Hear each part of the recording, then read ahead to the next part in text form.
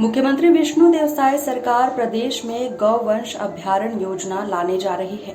मुख्यमंत्री विष्णुदेव साय ने अधिकारियों को इस संदर्भ में कार्य योजना बनाने के आवश्यक दिशा निर्देश दिए हैं। राज्य में पशुधन विकास विभाग, पंचायत, राजस्व एवं वन विभाग के समन्वय से गौवंश अभ्यारण्य योजना संचालित की जाएगी। इस योजना से पहले प्रदेश भर में सियासत शुरू हो गई है। देखिए रिपोर्ट।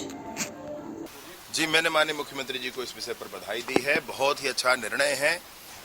तकनीकी तौर पर आप देखेंगे तो परेशानी क्या हो रही है, गौवंश को अभी उस तरीके से जनता पाल नहीं पा रही है। जगह नहीं है, जगह की परेशानी है। विभिन्न गौठान गांव में ही था तो गाय गांव से ही, गौठान में कोई रुंधान था नहीं। रुंधान मतलब घेराव कहते हैं, छत्तीसगढ़ी रुंधान। तो वहां से वो खेत भी पहुंचती थी और वो सड़कों पर भी आती थी। तो सभी का माननीय मुख्यमंत्री जी से मैंने भी आग्रह किया था, माननीय मुख्यमंत्री जी से, कि ऐसा हमको कुछ इसमें आगे बढ़ना चाहिए जिसमें जाकर के आप सड़कों पर गाय न बैठे, उनको ऐसी परेशानी न हो। गायों के लिए एक अलग व्यवस्था होनी चाहिए। तो सड़कों पर बैठी सारी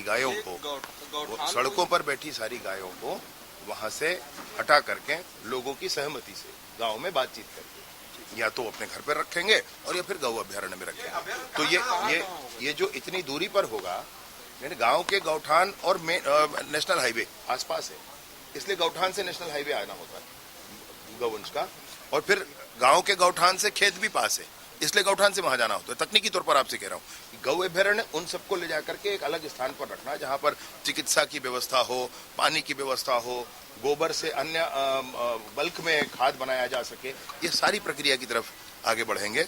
माननीय मुख्यमंत्री जी का इस पे स्पष्ट निर्देश है। अब मतलब क्या, 3 महीने की 4 महीने की सरकार ने काम शुरू किया है, क्या इशू है उसमें?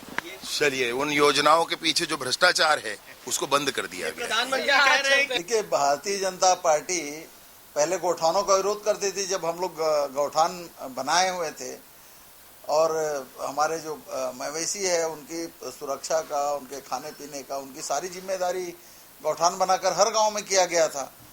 अब ये हमारी आलोचना करते थे, आज अब खुद गौ अभ्यारण्य की बात कर रहे हैं। तो ये दोहरी राजनीति करने का काम भारतीय जनता पार्टी का है। और ये कहाँ रखेंगे इन जानवरों को? वो कहते हैं जंगल में ले जाकर रखेंगे। क्या शहर से 50, 100, 200 किलोमीटर ले जाकर उनको रखने की व्यवस्था होगी? तो इस तरह से जो कर रहे हैं, कुछ अच्छा करे तो समझ में आता है।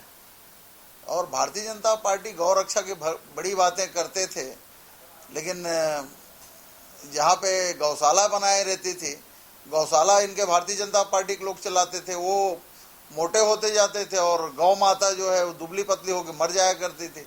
लगभग इसी तरह का वो काम करना चाहते हैं, जो उचित नहीं है। कुछ अच्छा ठोस उपाय करे तो समझ में आएगा। हमारे समय में कहीं गौठानों में इस तरह की कोई बात नहीं होती थी। गौशाला, गौठान चलाने का काम ग्राम पंचायतें किया करती थी और गांव के लोग उसमें हिस्सेदारी किया करते थे। तो वो गांव के हर व्यक्ति को भ्रष्टाचारी कहेंगे, गांव के हर सरपंचों को भ्रष्टाचारी कहेंगे। सरकार उसको चलाती नहीं थी, उनको अनुदान देती थी। हर गौठान को 10,000 रुपया दिए जाने का प्रावधान था, हम लोग देते थे, उसको पंचायत चलाया करती थी और गांव के जो प्रमुख लोग हैं वो लोग चलाया करते थे। तो भाजपा की नज़र में हर सरपंच और हर गांव का हर व्यक्ति भ्रष्टाचारी है, ऐसा उसका कहना है। तो ये एक गलत बात है।